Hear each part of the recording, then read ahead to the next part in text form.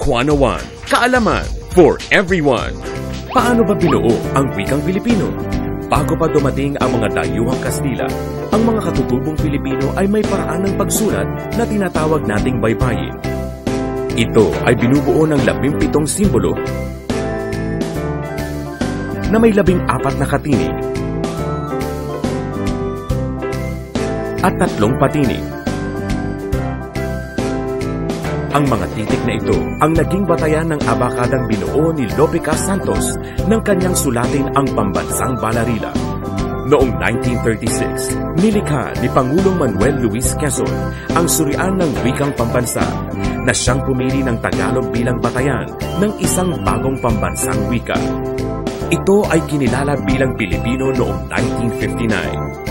Na kinalaunay naging Filipino sa ilalim ng ating saligang batas noong taong 1973. 101. Kaalaman for everyone. Hatid sa inyo ng inyong telebisyon ng bayan.